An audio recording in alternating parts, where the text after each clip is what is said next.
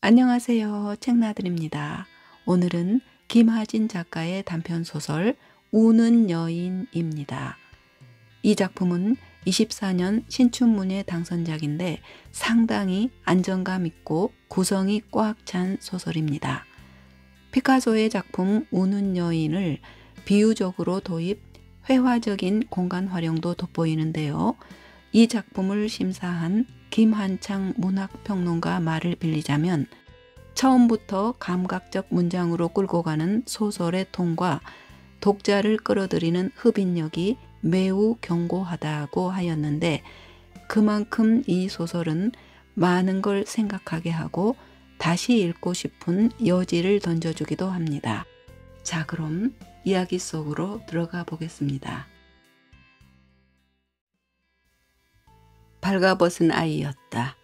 몸에선 물이 뚝뚝 떨어지고 머리칼은 흠뻑 젖어 있었다.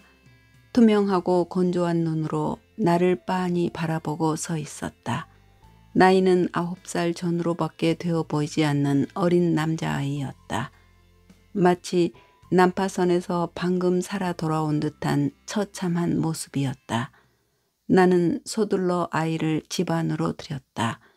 아이는 바닥에 물 발자국을 꾹꾹 눌러 찍으며 순순히 따라 들어왔다. 아이의 행동은 이상할 정도로 자연스럽고 스스럼이 없었다. 나는 커다란 수건을 가져다 아이의 젖은 몸을 한꺼번에 휘감은 후 능숙하고 재빠르게 물기를 닦아주었다. 지우의 방으로 달려가 속옷과 네이 한 벌을 가져다 아이에게 차례대로 입혀주었다. 마치 제 것처럼 몸에 딱 맞았다. 아이는 아무런 말도 없이 내가 하는 대로 가만히 몸을 맡기고만 있었다. 나는 아이에게 옷을 다 입힌 후 한쪽 팔을 잡아 끌며 주방으로 데리고 갔다. 의자에 앉힌 후 지우가 가장 좋아했던 코코아 한 잔을 타서 아이 앞에 내놓았다. 아이는 가늘고 흰 두 손을 식탁 위로 올려 조심스레 찻잔을 맞잡더니 입에 대고는 아주 작게 한 모금 마셨다. 따뜻한 기운이 온몸으로 퍼지는지 잠시 소스라치듯 떨었다. 아이가 코코아 한 잔을 다 마실 때까지 나는 맞은편에 앉아 조용히 기다렸다. 아이는 커다란 눈을 소처럼 천천히 꿈벅거렸다. 나는 아이를 지우의 방으로 데리고 갔다. 침대 위에 가만히 눕힌 후 이불을 목까지 끌어올려 덮어주었다. 아이는 아무런 저항도 없이 곧바로 눈을 감았다. 침대 옆에 앉아서 아이가 잠들기를 기다렸다. 아이의 호흡이 규칙적으로 잦아드는 것을 확인하고 나서야 조용히 방에서 나왔다. 빗물이 창문을 거칠게 두드리고 있었고 바람이 야수처럼 사납게 울부짖고 있었다. 짙은 어둠 속으로 번개가 번쩍하더니 밤하늘에 날카롭게 하얀 선을 긋고 지나갔다. 나는 으스스한 냉기를 느끼며 카디건 한 겹을 더 걸쳐 입었다. 그리고 집안의 커튼을 있는 대로 다 닫아버린 후 방으로 들어가 옷도 갈아입지 않은 채 누워 잠이 들었다. 다음 날 눈을 뜨자마자 나는 허겁지겁 지우의 방으로 달려갔다. 아이가 연기처럼 흔적도 없이 사라져버리진 않았을까? 두려워하면서 방문을 열었다. 아이는 어젯밤 그대로 이불을 목까지 덮은 채 소라게처럼 미동도 없이 잠들어 있었다. 나는 안도의 숨을 크게 한번 내쉰 후 방문을 조용히 닫았다. 지우가 평소에 가장 좋아했던 음식인 카레를 만들기 시작했다. 카레를 만들 때마다 지우는 고기는 듬뿍 이라며 소리치곤 했었다. 나는 냉동실을 뒤져서 얼려두었던 돼지고기를 몽땅 꺼내 잘게 자른 후 채소와 함께 볶았다. 카레가 매콤한 향기를 내뿜으며 완성되어 갈 즈음 지우의 방문이 열렸다. 아이는 어제와 같은 무표정한 얼굴이었다. 주방으로 들어오더니 식탁 의자를 꺼내어 얌전히 자리에 앉았다. 아이는 오랫동안 몸에 배어있는 습관적인 행동을 무의식적으로 하는 듯했다. 나는 얼른 따끈한 밥을 그릇에 담고 그 위에 카레를 잔뜩 끼얹어 아이 앞에 놓아주었다. 아이는 숟가락을 들어 뒤적뒤적 카레와 밥을 비비더니 크게 한 숟가락을 떠서 입에 넣었다. 나는 무슨 진귀한 보물이라도 발견한 듯 아이의 먹는 모습을 지켜보았다. 물 한 잔을 따라주면서 아이의 이목구비를 유심히 뜯어보았다. 눈매가 동그랗고 눈동자가 먹물처럼 유달리 까맸다. 코는 가냘픈 선을 그으며 반드시 뻗어있고 입술은 홍시의 속살처럼 발그레한 게 곱고 부드러운 얼굴이었다. 얘야, 너는 어디에서 왔니? 집이 여기 주변에 있니? 부모님께서 걱정하실 텐데 연락해야 하지 않을까? 부모님은 계시지?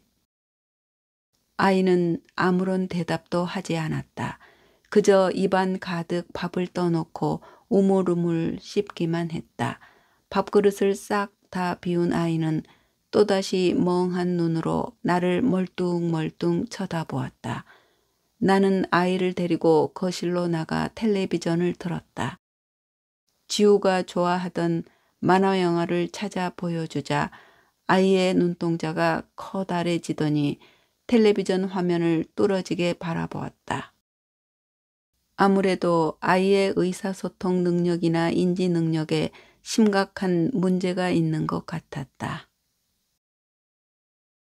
아이에게 텔레비전을 보게 한 후 나는 휴대전화를 들었다. 당장 생각나는 것은 읍내에 있는 경찰서뿐이었다. 길 잃은 아이가 있다고 하면 어떻게든 부모를 찾아줄 것이었다. 요즘은 어릴 때부터 아이들 지문을 등록해서 예전처럼 미아가 발생하는 일이 드물다고 들었던 기억이 났다. 전화를 걸어 아이를 처음 발견했을 때의 인상착의와 집 주소를 알려주었다. 연락한 지 반나절이 지난 후에야 경찰 2명이 집으로 찾아왔다. 한 명은 나이가 좀 있어 보였고 한 명은 신입인지 아주 젊어 보였다. 이곳은 바닷가 마을이지만 한여름에도 외지인의 방문이 뜸한 외딴 지역이었다. 늘 시간이 적막하게 흘러가는 시골 마을의 경찰답게 둘의 얼굴엔 권태와 게으름이 잔뜩 묻어 있었다. 나는 거실에 있는 아이를 조용히 손가락으로만 가리켰다. 경찰들은 아이를 보자마자 조심성이라곤 전혀 없이 거실로 성큼성큼 걸어 들어갔다. 하지만 아이는 미동도 하지 않은 채 텔레비전 화면만 응시하고 있었다. 둘 중 선임으로 보이는 나이든 경찰이 아이에게 큰 소리로 물었다. 꼬마야, 집을 잃어버렸니? 이름은 뭐니? 혹시 부모님 성함이나 전화번호 아니면 사는 동네 뭐 하나라도 말해줄 수 있는 게 있을까? 아이는 대꾸 하나 하지 않았다. 심지어 그쪽으로는 얼굴도 돌리지 않은 채 텔레비전만 보고 있었다. 나이든 경찰이 짜증스러운 표정을 지으며 아이에게 다가가 어깨에 손을 얹었다. 순간 아이는 화들짝 놀라며 매서운 눈으로 경찰을 노려보았다. 눈빛에는 두려움과 경계심이 가득 차 있었다. 아이는 순식간에 내 등 뒤로 달려들어와 매달리듯 옷자락 속으로 숨어버렸다. 무안해진 경찰은 멍하니 서서 나와 아이만 번갈아 가며 바라보고 있었다. 아이가 의사소통이 잘 안 되는 것 같네요. 잠시만 사모님께서 아이를 데리고 있어 주실 수 있을까요? 네, 그럴게요. 근데 요즘은 아이들 지문을 등록해 놓는다고 들었어요. 이 아이도 지문을 확인해 보면 뭐라도 나오지 않을까요? 곁에 있는 젊은 경찰이 당황하는 듯한 표정을 짓자 나이든 선임이 얼른 나서서 대답을 가로챘다. 네, 그렇게 해야죠. 죄송한데 사모님께서 아이를 데리고 경찰서로 한 번만 나와 주시면 안 될까요? 저희는 아동 실종 신고가 들어와 있는지 다시 한번 확인해 보고 최대한 빨리 연락드리겠습니다. 둘은 곤란한 상황에서 벗어나고 싶은지 서둘러 가버렸다. 경찰이 집 밖으로 나갈 때까지도 아이는 내 옷자락을 두 손으로 꽉 움켜쥔 채 꼼짝도 하지 않고 숨어 있었다. 아이의 강한 힘에 붙들려 중심을 잃은 나는 경찰에게 인사를 하는 둥 마는 둥 했다. 경찰이 가고 나자 아이를 다시 거실로 데리고 가서 소파에 앉혔다. 아이는 이내 거실 바닥으로 내려앉더니 아까와 똑같은 자세로 텔레비전 화면만 바라보았다. 남편과 이혼하면서 지우를 데리고 오기 위한 양육권 소송을 했다. 전 남편과 시어머니는 내게서 아이를 빼앗아 가려 했다. 다행히 결혼 파탄의 사유가 바람을 피운 전 남편에게 있다는 것이 약점이 되어 아이의 양육권은 지킬 수 있었다. 나에겐 지우가 전부였고 아들이 없는 삶은 생각해 본 적도 없었다. 이혼 소송이 마무리되자마자 도시에서의 삶을 서둘러 정리하고 한적한 바닷가 마을로 도망치듯 이사를 왔다. 읍내에서 조금 떨어져 있는 이곳은 인적이 드물어 사람들의 이목을 끌지 않아서 좋았다.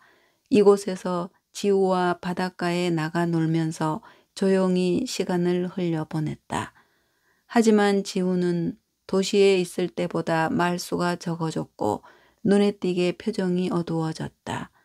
전 남편은 평소에도 집을 자주 비우던 편이었기에 아빠의 부재가 그리 큰 문제가 될 줄은 몰랐다. 하지만 지우는 시간이 갈수록 아빠를 더 보고 싶어 했고 그리워했다. 하염없이 아빠를 기다리는 날들이 많아졌고 얼굴에는 전에 없던 그늘이 짙어지기 시작했다. 지우의 그리움과 외로움이 깊어질수록 나의 불안도 점점 커졌다.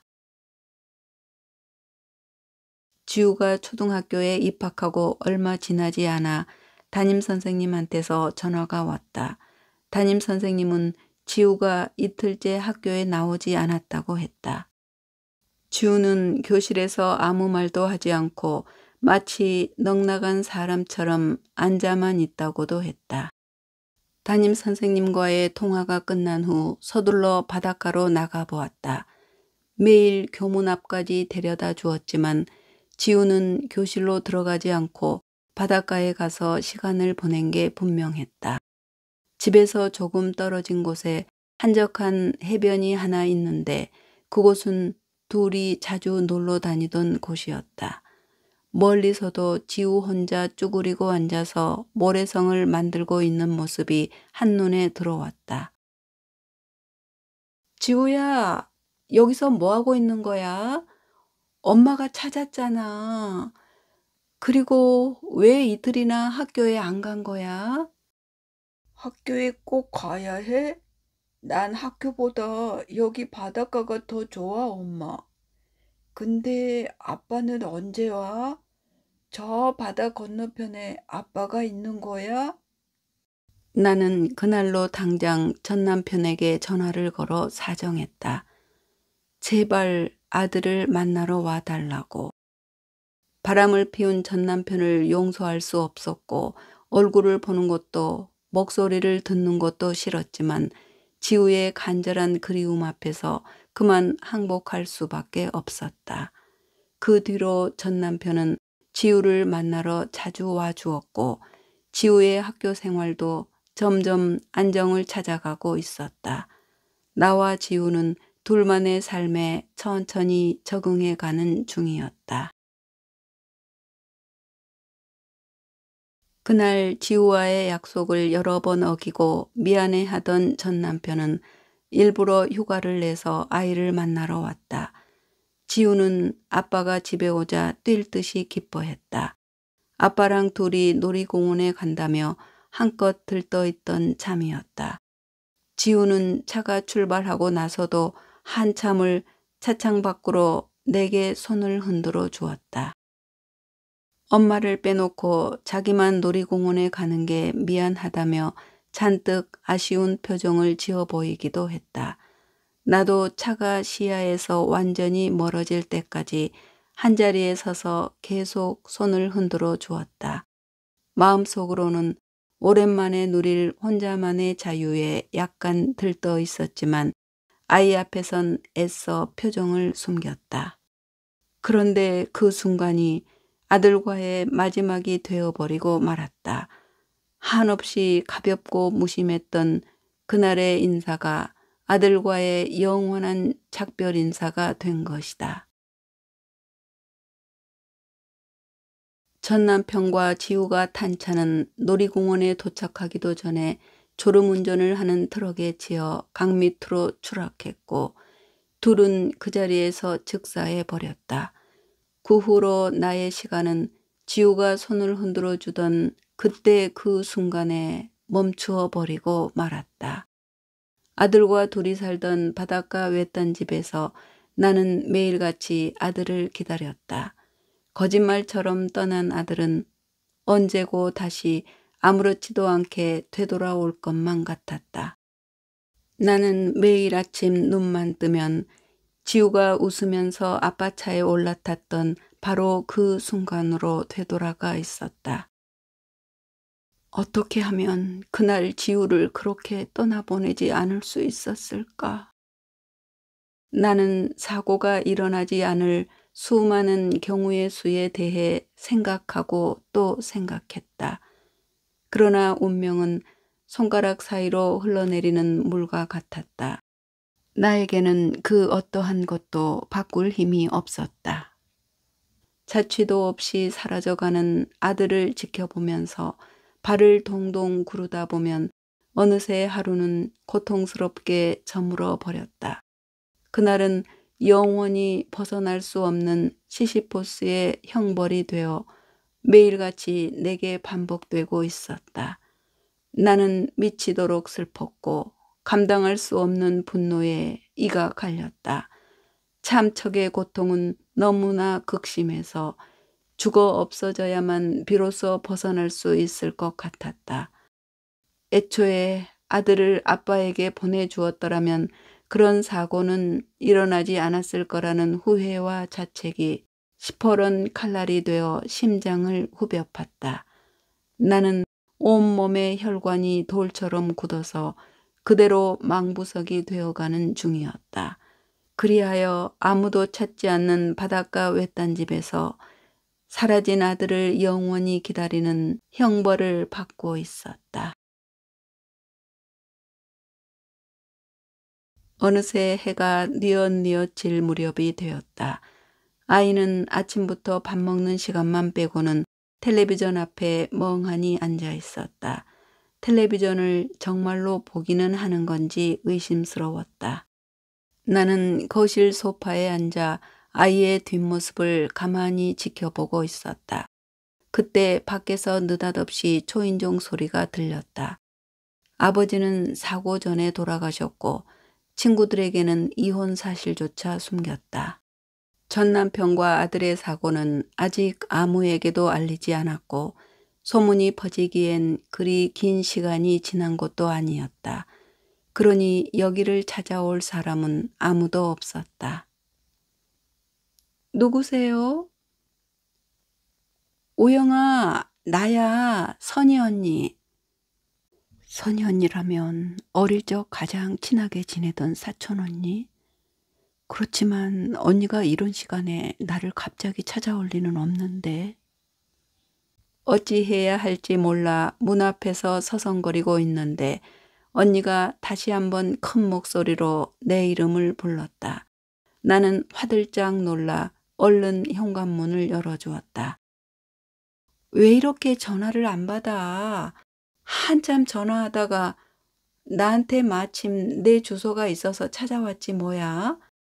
작은아버지가 살아계실 때 여기 주소를 알려주셨거든. 아, 그래요? 내가 평소에도 전화를 잘 받지 않아서요. 허겁지겁 휴대전화를 찾아 확인해 보니 부재중 전화가 여러 통 찍혀 있었다. 언니는 양손 가득 보따리를 들고 집 안으로 성큼성큼 걸어 들어왔다. 들어오다가 거실에 있는 아이의 뒤통수를 보고는 명랑한 목소리로 인사를 건넸다. 지우야, 오랜만이네. 잘 지냈지? 그새 많이 컸네. 아이는 언니 쪽을 쳐다보지도 않고 텔레비전 화면만 보고 있었다. 나는 당황한 나머지 얼른 달려가 언니의 보따리를 뺏어 들었다. 언니는 아랑곳하지 않고 주방으로 쑥 들어가 가져온 보따리들을 하나하나 풀어젖히기 시작했다. 보따리를 풀 때마다 어릴 적부터 내가 좋아했던 음식들이 튀어나왔다. 우영아, 힘들지? 원래 여자 혼자 사는 게 많이 힘들어. 나도 그놈의 술주정뱅이 화상 꼴도 보기 싫어. 여러 번 보따리를 싸려 했지만 아이가 셋이나 되니 정말로 헤어지지는 못했잖아. 내가 참 고생이 많다. 언니가 자주 찾아와 보지 못해서 미안해. 작은아버지가 정말로 나한테 잘해주셨는데 어머니, 아버지 일찍 돌아가시고 작은아버지 아니었으면 나는 지금 이 세상 사람이 아니었을지도 몰라. 사는 게 뭐가 그리 바쁘다고 너한테 연락도 못했네. 작은아버지가 돌아가시기 전에 이혼하고 혼자 사는 내가 딱하다면서 내게 부탁까지 하셨는데. 선희 언니는 말끝을 흐리며 손가락으로 눈물까지 꾹꾹 찍었다. 하지만 나는 언니의 말에 오롯이 집중할 수가 없었다. 신경이 자꾸만 아이에게로 쏠렸기 때문이다. 언니는 아이를 지우로 착각하고 있는 듯했다. 그러고 보니 선이 고운 얼굴과 하얀 피부가 지우와 무척 닮았다는 생각이 들었다. 언니는 가져온 음식을 모두 풀어 냉장고에 하나씩 정리해 주고는 손수 저녁상까지 차렸다. 나는 아이에게 다가가 조용히 손을 잡아 끌었다. 순순히 따라와 의자에 앉은 아이는 말 한마디 없이 차려준 밥을 떠먹기 시작했다. 지우가 원래 이렇게 말이 없었나? 엄청 조용하네. 언니가 낯설어서 그런 걸 거예요. 신경 쓰지 말고 언니도 얼른 식사해요. 언니는 쉴 새 없이 고향 사람들 이야기며 어린 시절 이야기, 돌아가신 아버지 이야기를 했다. 나는 언니의 이야기를 듣는 둥 마는 둥 하며 고개만 대충 끄덕여 주었다. 마음속으론 빨리 이 낯선 손님이 집에서 나가주기만을 바라고 있었다. 하지만 언니는 저녁을 다 먹고 커피까지 타서 천천히 마신 후에야 자리에서 일어섰다. 나는 더 있으라는 인사치레조차 하지 않고 얼른 언니 뒤를 따라 나서며 배웅했다. 언니는 갑자기 아이에게 다가가더니 주머니에서 5만 원짜리 지폐 한 장을 꺼내어 아이 손에 쥐어주었다. 아이는 그 돈을 들고 멀뚱멀뚱 서 있기만 했다. 내가 얼른 지폐를 빼앗아 돌려주려 하자 언니는 황급히 겉옷을 챙겨 현관문 쪽으로 달려나갔다. 나중에 또 들를게. 아이랑 잘 지내고 있어. 너 근데 너무 말랐다. 밥 좀 잘 챙겨 먹고. 알았지? 언니는 저만치 나가더니 뒤를 돌아보고는 허공으로 손을 커다랗게 휘휘 저었다. 나도 억지 미소를 지으며 언니를 향해 작은 손을 흔들었다. 언니가 탄 차가 시야에서 멀어지자 나는 얼른 집으로 돌아와 현관문을 잠그고 아이를 찾았다. 아이는 어느새 다시 텔레비전 앞에 가앉아 있었다. 어쩌면 아무도 이 아이의 존재를 모를 수도 있겠다는 생각이 들자 온몸에 소름이 돋았다. 선희 언니가 그랬던 것처럼 모두가 저 아이를 내 아들이라고 믿을 것이 분명했다. 그러고 보니 정말로 지우와 똑 닮은 아이가 거실 바닥에 앉아 있었다. 지우의 옷을 입고 지우가 좋아하는 만화를 보면서. 바닷가엔 짙은 어둠이 내려앉고 있었다. 나는 어둠이 집 안으로 밀물처럼 밀려 들어오기 시작하자 서둘러 실내에 있는 불을 모두 켰다. 문득 어제부터 지우 생각을 별로 하지 않았다는 것을 깨달았다. 아이에게 양치를 시키고 잠옷으로 갈아입힌 후 지우의 침대에 눕혀주었다. 그리고 아이가 잠들 때까지 곁에 가만히 앉아 있었다. 지우는 늘 밤이 무섭다고 했었다. 깊은 잠에 빠질 때까지 책을 읽어주거나 노래를 불러주거나 조용히 머리를 쓰다듬어 주곤 했다. 지우와 비슷한 또래인 아이도 밤을 무서워할 것만 같았다. 나는 아이가 완전히 잠에 빠져든 것을 확인하고 난 후에야 방에서 나왔다. 방으로 돌아와 침대 머리맡에 있는 지우의 사진을 들여다보았다. 지우가 바닷가를 등진 채 손가락으로 V자를 그리며 웃고 있었다. 지우에게 입을 맞추고 액자를 가슴에 안은 채 그대로 잠이 들었다. 아주 오랜만에 아침까지 한 번도 깨지 않고 깊은 잠을 잘 수 있었다. 나는 일어나자마자 아이에게 줄 아침부터 만들었다. 하얀 양파와 붉은 당근에 파란 파를 곱게 다져 넣은 계란말이는 알록달록 색깔이 예뻐서 무지개 같다며 지우가 무척 좋아하던 음식이었다. 계란말이에 케첩을 듬뿍 뿌려 아이 앞에 내놓았다. 아이는 계란말이 하나를 입안 한가득 베어 먹으며 맛있게 밥 한 그릇을 비웠다. 커튼을 열자 오랜만에 쨍한 햇빛이 바닷가에 쏟아져 눈부시게 반사되고 있었다. 경찰서에서는 여전히 아무런 연락도 오지 않았다. 나는 아이의 지문을 확인하러 경찰서에 직접 가보기로 했다. 지우의 옷 중에서 아이가 입을 만한 얇고 가벼운 바람막이 한 벌을 꺼냈다.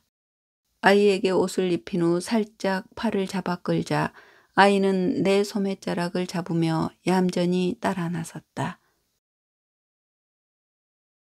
나는 아이를 자동차 옆자리에 앉힌 후 안전띠를 단단히 매주었다. 아이는 아무런 저항도 없이 내가 하는 대로 가만히 있었다. 아이는 무슨 이유 때문인지 나를 완전히 믿는 듯했다. 출발하면서 백미러로 집 쪽을 바라보았다. 사고가 나던 날에 내가 여전히 마당에 서서 웃는 얼굴로 손을 흔들고 있는 게 보였다. 저 자리에 서서 한 발짝도 움직이지 못한 채 서서히 굳어가던 중이었다. 그런데 사고 이후 처음으로 집 밖을 나서고 있었다. 오랫동안 손을 보지 않아 자풀만 무성해진 마당과 휑한 빈집이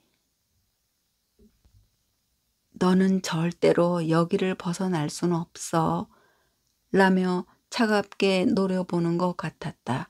나는 재빨리 고개를 돌려버렸다. 꼬불꼬불한 시골길을 빠져나오자 경찰서가 있는 읍내로 가는 길과 큰 도시로 가는 길로 나누어지는 갈림길이 나타났다. 순간 나도 모르게 읍내 반대 방향으로 핸들을 꺾어버리고 말았다. 아이를 경찰서에 데리고 가는 것이 갑자기 내키질 않았다. 하지만 그 길로 가면 전 남편과 아들이 사고를 당한 다리가 나올 것이었다. 그동안 한 번도 가보지 못한 길이었다. 그 길을 지나갈 용기가 없어서 사고 이후 도시 밖으로는 단 한 번도 나가지를 않았다. 도로 옆으로는 바다가 끝없이 엎치락 뒤치락하며 뒤따라 달려왔고 햇빛은 바다 표면에 부딪혀 부서지며 여기저기서 성난 야수처럼 눈을 번뜩이고 있었다. 나는 차마 얼굴을 옆으로 돌리지도 못하고 두 손에 힘을 꽉 준 채 핸들을 강하게 움켜잡았다. 마침내 이정표에는 아들이 가고 싶어 했던 놀이공원이 있는 도시의 이름이 보였다. 다리 앞에 도착하자 도저히 더는 운전할 수가 없었다. 차를 도로변에 세워놓고 가쁜 숨을 몰아쉬었다. 핸들을 머리에 박고 가슴을 옥죄는 고통에 힘겨워하고 있을 때였다. 작은 손길이 머리에 살며시 와 닿는 것이 느껴졌다. 깜짝 놀란 나는 머리를 들었고 아이도 놀라면서 순식간에 손을 뗐다. 아주 짧은 사이 아이와 눈이 마주쳤다. 아이의 눈빛에서 뚜렷한 감정이 읽힌 것은 이번이 처음이었다. 미안해. 많이 놀랐지? 아줌마는 괜찮아. 잠시 가슴이 답답해서 그랬던 것뿐이야. 우리 같이 다리 건너편에 있는 놀이공원에 가볼까? 거기는 아줌마 아들이 무척이나 가보고 싶어 했던 곳이야. 어떤 곳인지 아줌마랑 같이 가볼래? 아이는 아무런 대답도 하지 않았지만 내 말에 동의하고 있음을 느낄 수 있었다. 나는 다시 두 손에 힘을 주어 핸들을 꼭 잡은 뒤 엑셀을 힘껏 밟았다. 다리를 지나가는 동안 심장은 멎을 듯했고 등 뒤에선 식은땀이 쉬지 않고 흘러내렸다. 다리 끝에 다다를 무렵 백밀러로 뒤를 힐끗 쳐다보았다. 지우가 환하게 웃으며 내게 손을 흔들어 주고 있었다. 놀란 나는 눈을 한번 감았다 떴다. 텅 빈 다리와 구름 한 점 없이 뻥 뚫린 하늘만이 무심히 이쪽을 지켜보고 있을 뿐이었다. 평일이라 그런지 놀이공원은 생각보다 한산했다. 나는 아이와 함께 놀이공원의 여기저기를 돌아다녔다. 아이는 낯선 장소인데도 두려워하거나 겁에 질려 하지 않았다. 지우가 무척 타고 싶어 했던 하늘을 나는 비행기가 보였다. 아이에게 놀이기구를 손가락으로 가리키면서 한쪽 팔을 잡아 끌자 알아들었다는 듯이 내 뒤를 따라왔다. 나와 아이는 함께 비행기를 타고 하늘을 빙글빙글 돌았다. 회전목마도 탔고 어지럽게 돌아가는 찻잔 모양의 놀이기구도 탔다. 아이는 눈이 동그랗게 커졌다 다시 작아졌다 반복할 뿐 소리 한번 지르지 않고 놀이기구를 잘 탔다. 이미 여러 번 이곳에 놀러 와본 경험이 있는 게 아닐까 하는 생각이 스치듯 지나갔다. 지우가 평소에 타고 싶어 했던 놀이기구들을 하나씩 다 타다 보니 어느새 사위가 어둑어둑해졌다. 사람들이 하나둘 놀이공원을 빠져나갈 시간이 되자 나도 아이의 손을 잡고 놀이공원 정문을 향해 천천히 걸어 나갔다. 노란색 유니폼에 토끼 모양 사자 모양 머리띠를 한 앳된 남녀 둘이 다가오더니 우리 앞을 가로막았다. 어머나, 아들이 엄마를 똑 닮았네요. 오늘 폴라로이드 사진 찍기 행사 진행 중이거든요. 괜찮으시다면 두 분 사진 한 장 찍어드려도 될까요? 너무 보기 좋으셔서요. 네? 아, 그러세요. 아드님, 좀 더 웃어봐요. 이렇게 손가락으로 V자도 만들고요. 아이는 남자가 시키는 대로 손가락으로 V자를 따라 만들어 보였다. 잠시 후 남자는 사진 한 장을 건네고는 환하게 웃으며 근처에 있는 다른 손님에게로 달려갔다. 사진에는 붉게 물들어가는 하늘과 알록달록한 놀이공원 정문을 배경으로 V자를 그리며 웃고 있는 아이의 모습이 보였다. 순간 아이의 얼굴 위로 지우의 얼굴이 겹쳐 보였다. 나는 황급히 사진을 가방 속에 집어넣고는 아이의 손을 잡아 끌었다. 그때 아이가 갑자기 얼굴을 찡그리면서 괴로운 표정을 지었다. 아이는 머리를 손으로 만지며 고통스러워했다. 아이의 상태를 지켜보았지만 좀처럼 나아질 기미가 보이지 않았다. 급한 대로 근처 약국에 가서 진통제를 사다가 아이에게 먹였다. 1시간 정도 지났을까? 아이의 얼굴은 평상시처럼 평온해졌고 지쳐서인지 잠이 들고 말았다. 가방 속에서 휴대전화 벨이 울렸다. 번호를 보니 어제 저장해 두었던 나이든 경찰의 전화번호였다. 나는 통화 버튼을 누를까 말까 한참을 망설였다. 그러다 끝내 누르지 않았다. 혹시 아이의 부모를 찾은 걸까? 이대로 아이를 돌려보내야만 하는 걸까? 나는 아이를 지금 당장 보낼 자신이 없었다. 경찰에게 아이의 존재를 알린 일이 갑자기 후회스러웠다. 이제라도 아이를 데리고 떠나버릴까? 그냥 아이와 둘이 어디로든 가버리면 아무도 우리를 찾지 않을지도 몰라. 이 아이는 지우를 대신해서 신이 내게 보내주신 게 틀림없어. 아이도 엄마 아빠를 찾은 적이 없잖아. 이 아이에겐 부모가 없을 거야. 만약 있더라도 나쁜 사람들이겠지. 그렇지 않고서야 말도 못하는 어린애를 그렇게 잃어버릴 수 있겠어? 나는 아이를 보낼 수 없는 갖가지 이유를 찾으면서 스스로 합리화했다. 휴대전화의 전원을 꺼서 가방에 넣어버리고는 집으로 가는 길과 반대 방향으로 속도를 높여 달렸다. 두려움과 죄책감이 뒷덜미를 잡아채지 못하도록 엑셀을 더 있는 힘껏 밟았다. 밤이 깊어지자 눈에 보이는 모텔로 아이를 데리고 갔다. 아이에게 편의점에서 사온 컵라면과 삼각김밥을 먹인 후 침대에 눕혔다. 그러고 나서 아이의 곁에 가만히 누웠다. 잠든 아이의 옆모습을 바라보다가 까무룩 잠이 들었다. 어디에선가 갑자기 서글픈 울음소리가 들려왔다. 화들짝 놀란 나는 일어나서 아이 쪽을 쳐다보았다. 여전히 자고 있었지만 아이는 소리내어 울고 있었고 눈가엔 눈물 자국도 보였다. 무서운 꿈이라도 꾸는지 잠꼬대를 하고 있었다. 나는 아이를 만난 후 처음으로 아이의 목소리를 들을 수 있었다. 아이는 말을 못하는 것이 아니었다.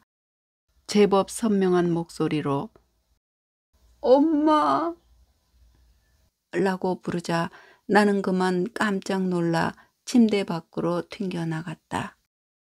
낯선 방, 낯선 아이, 그리고 낯선 여자가 침대 맞은편 커다란 거울 속에 한꺼번에 뒤엉켜 보였다.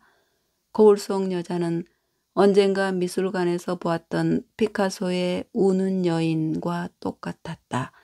얼굴은 기괴하게 일그러져 있었고 눈빛에는 자식을 죽게 한 슬픔과 두려움, 자책이 거세게 소용돌이 치고 있었다. 나는 아이가 다시 조용한 잠속으로 빠져들 때까지 차갑게 그 자리에 얼어붙어 서 있었다. 스스로 강물에 뛰어들었던 우는 여인처럼 지옥 속으로 투신하는 것밖에는 이제는 더 할 수 있는 게 없다고 생각하면서 다음 날 아이가 일어나자마자 근처 설렁탕 집으로 가 아이에게 든든한 아침을 먹였다. 휴대전화에는 경찰의 부재중 전화가 이미 여러 통 찍혀 있었다. 나는 휴대전화의 전원을 다시 꺼버린 후 아이를 데리고 길을 나섰다. 목적지는 따로 없었다. 그저 오늘 하루만이라도 더 아이와 함께 보내고 싶었다. 그렇게 무작정 운전하다 보니 어느새 지우가 있는 곳에 도착해 있었다. 전 남편과 지우는 도시의 외곽에 있는 작은 공원에 잔디장을 했다. 아이는 어제부터 수시로 두통을 호소하고 있었다. 나는 아이를 차 안에 남겨두고 혼자서 아들이 있는 곳으로 향했다. 지우의 묘비에는 지우의 웃는 사진이 붙어 있었다. 문득 가방 속에 들어있는 아이의 사진이 떠올라 꺼내보았다. 둘은 닮은 듯 하면서도 실은 전혀 다른 얼굴을 하고 있었다. 나는 지우의 얼굴을 손으로 살살 쓰다듬어 보았다. 이른 아침에 찬소리를 맞아 섬뜩할 정도로 차가웠다. 순간 눈물이 왈칵 쏟아졌다. 나는 끔찍한 사고로 처참하게 망가진 지우의 마지막 모습을 제대로 보지도 만져보지도 못했다. 그래서 더욱더 지우의 죽음을 받아들일 수 없었다. 지우는 어딘가에 멀쩡한 모습으로 살아있고 지금은 행방불명된 것뿐이라면서 나 자신을 속여왔다. 하지만 묘비를 만지는 순간 지우의 차디찬 영혼이 온몸을 서늘하게 훑고 지나가는 것이 느껴졌다. 그것은 거역할 수 없는 운명에 대한 마지막 판결문과도 같았다.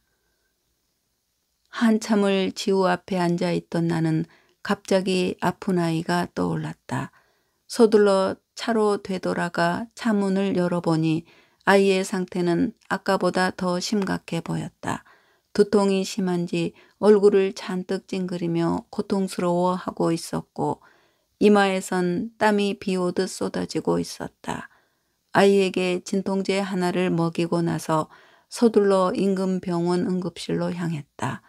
각종 검사를 마치자 의사 가운을 입은 한 남자가 다가와 물었다. 아이의 보호자 되시나요? 아무래도 아이의 뇌에 심한 충격이 있었던 것 같습니다. 자세한 건 입원한 후 더 살펴봐야겠지만 그동안 인지 능력이나 기억력에 문제가 있지는 않았나요? 말을 안 했어요. 그렇다고 말귀를 못 알아듣는 것 같지는 않았고요. 사실은 제 아들이 아니에요. 길 잃은 아이를 잠시 보살피던 중이었습니다. 하지만 제가 치료비를 다 낼 테니 빨리 좀 치료해 주세요. 아, 네, 알겠습니다. 일단 입원시키도록 하시죠. 아이를 입원시키고 나니 고민스러웠다. 아이의 상태가 많이 안 좋다면 가족들에게 알려야만 할 것 같았다. 어젯밤 애타게 엄마를 부르던 아이의 목소리가 귓가를 어지럽게 맴돌았다. 순간 병실 복도에 걸려있던 커다란 액자가 눈앞을 가로막았다. 피카소의 우는 여인이었다. 나는 잠시 머릿속이 하얘져 멍하니 그 자리에 서 있었다. 이 아이의 엄마도 나처럼 차갑고 딱딱한 돌이 되어가고 있을 것이 틀림없었다. 나는 가방 속에서 휴대전화를 꺼내어 전원을 켰다.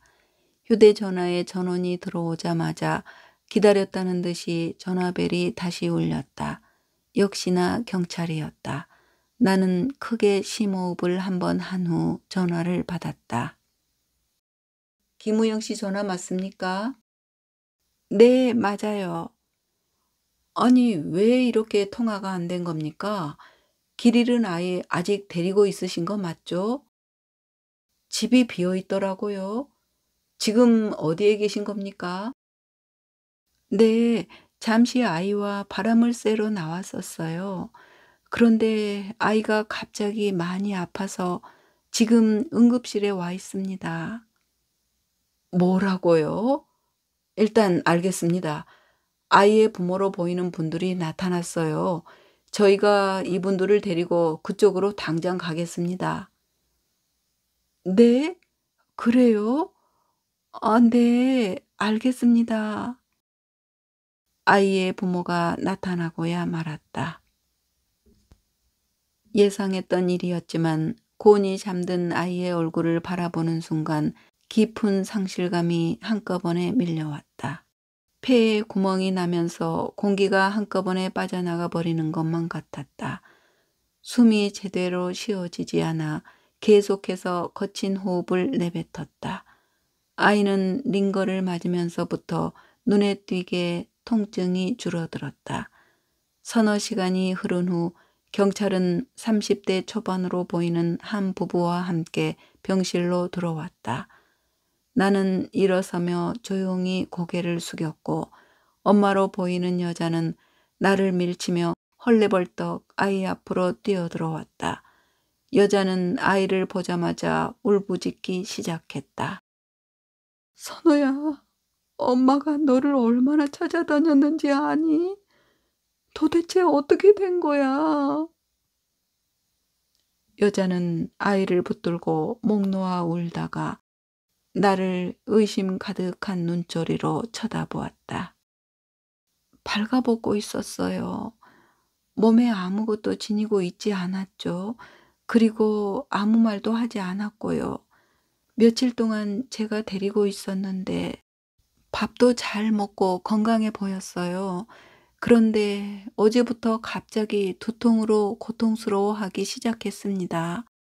병원에서는 뇌 손상으로 인지 능력이나 기억력에 잠시 문제가 생긴 것 같다고 하더군요. 그래요? 실은 저희가 여행을 왔는데 바닷가에서 놀다가 그만 아이를 잃어버렸어요. 바닷물에 휩쓸려가 버린 줄로만 알았어요. 아이가 무슨 사고를 당했나 봐요. 선호는 원래 아주 건강한 아이였거든요. 시끄러운 소리에 잠에서 깬 아이가 눈을 떴다. 여자는 아이 이름을 불렀지만 아이는 무표정한 채 대답이 없었다. 여자는 더 자지러지게 울음을 터뜨렸다. 아이는 내 쪽을 바라보더니 몸을 일으키려 했다. 나는 아이에게 다가가 양팔을 잡고 다시 가만히 침대에 눕혀주었다. 여자는 나와 아이를 번갈아 보더니 나에 대한 의심이 조금 거쳤는지 순한 눈이 되어 말했다. 선호가 아주머니를 아주 잘 따르는 것 같네요. 제가 아이를 잃고 너무 예민해져서 인사도 제대로 못 드렸습니다. 그동안 아이를 잘 보살펴 주셔서 감사합니다. 이 은혜를 어찌 갚을지 모르겠어요. 정말로 감사합니다. 아니에요. 아이가 빨리 건강해지길 빌게요. 나는 차마 발길이 떨어지질 않았다. 하지만 아이의 얼굴을 바라보며 작게 미소 지은 뒤 조용히 몸을 돌려 병실 밖으로 걸어 나갔다. 병실 앞에 서 있던 나이든 경찰이 눈짓으로 가볍게 인사를 건넸다. 나는 끝없이 길고 하얀 복도를 휘청거리며 걸어갔다. 지우가 그리고 아이가 사방에서 나의 팔과 다리를 붙들고 매달리는 것만 같았다. 얼마 걷지 않아 힘이 빠져 그만 털썩 주저앉고 말았다. 그때 누군가가 나의 양팔을 붙들어 쓰러지지 않게 잡아주었다. 고개를 돌려보니 아이의 엄마였다. 아주머님, 우리 선호가 이상해요. 아주머니가 나가니 아주머니를 뒤따라가려고 하더라고요. 지금 억지로 잡아두긴 했는데 아이가 많이 불안해해요. 죄송하지만 잠시만 함께 있어 주시면 안 될까요? 여러모로 신세를 지게 돼서 정말 죄송합니다. 병실로 돌아가자 아이는 몸부림을 치며 병실을 나가려 하고 있었고 아빠로 보이는 남자와 간호사가 아이를 저지하느라 애를 쓰고 있었다. 나는 가까이 다가가 아이의 양팔을 잡아 가만히 침대 쪽으로 눌렀다. 그러자 아이는 다시 얌전해져서는 그대로 자리에 누웠다.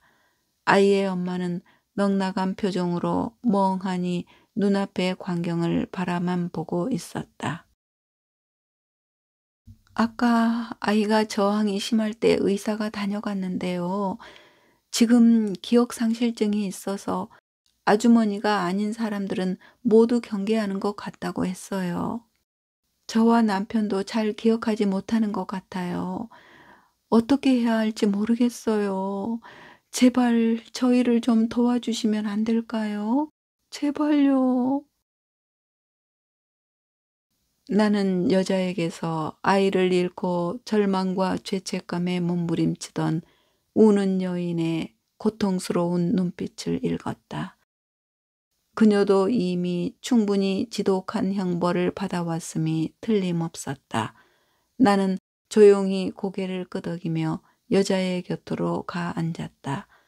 내가 잠시라도 자리를 비우면 아이가 불안해했기에 아이가 잠들었을 때만 잠깐씩 병실 밖으로 나올 수 있었다. 그렇게 병원에 있는 내내 아이 곁을 지켰다. 그러나 아이의 기억은 좀처럼 돌아오질 않았다. 아이가 내 곁을 한시도 떠나지 않으려 했기에 퇴원하자마자 바닷가 집으로 데려왔다. 아이의 엄마는 매일같이 집에 와서 함께 지내다 저녁이 되면 자기 집으로 돌아가곤 했다. 그렇게 한 달이란 시간이 아무 일 없이 평화로운 날들 속에서 조용히 흘러갔다.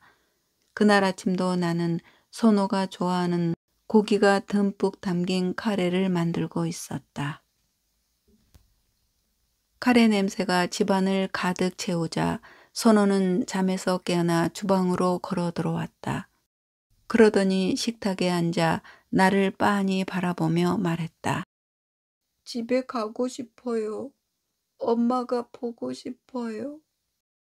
나는 그릇에 카레를 끼얹다 말고 깜짝 놀라 아이의 얼굴을 쳐다보았다. 무표정하고 투명했던 눈빛은 사라지고 어느새 눈동자에 또렷한 총기가 반짝이고 있었다.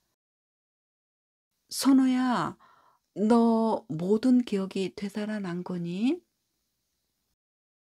엄마 아빠랑 같이 여행을 왔다가 바닷가에서 놀았어요.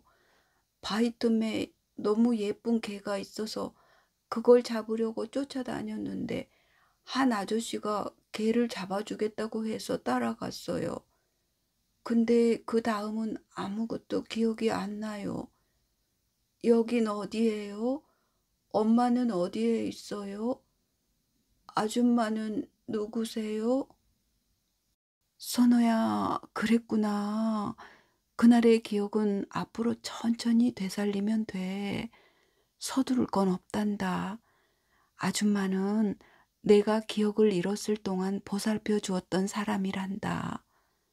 엄마는 조금 있으면 여기로 오실 거야. 아무 걱정하지 말고 아침밥 먹으면서 기다리기만 하면 돼.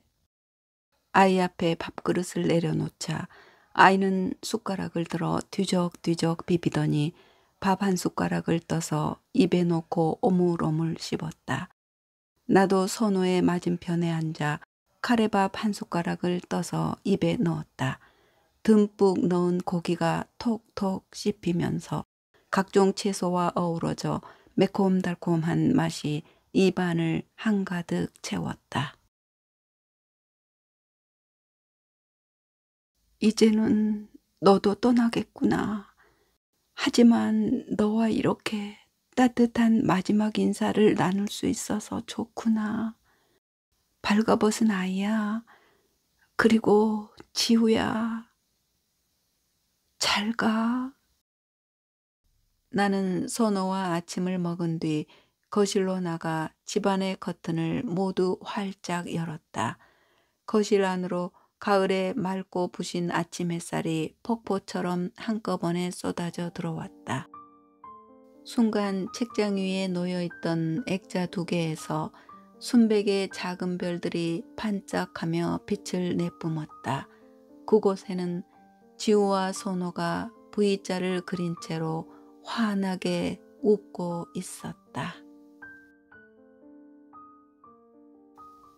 네, 이야기는 여기까지인데요. 우는 여인을 읽는 도중 떠오르는 시가 하나 있습니다. 바로 정지용 시인의 유리창이라는 시입니다. 유리에 차고 슬픈 것이 어른거린다. 바로 시인의 기막힌 눈물이겠지요. 주인공의 힘든 삶도 자식 때문인데 그래도 우연히 만나게 된 아이와 아이 엄마를 보며 마음을 조금씩 열어가는 과정이 무척 가슴 아프게 다가오는 작품이었습니다. 사랑하는 대상과의 모든 이별은 참으로 힘들지만 사별일 땐 그 깊이를 형언기 어렵지요. 그래도 마지막 마무리는 무척 다행이라는 생각이 들었습니다. 네, 오늘은 여기까지입니다. 그럼 저는 다음에 또 좋은 작품으로 찾아뵙겠습니다. 고맙습니다.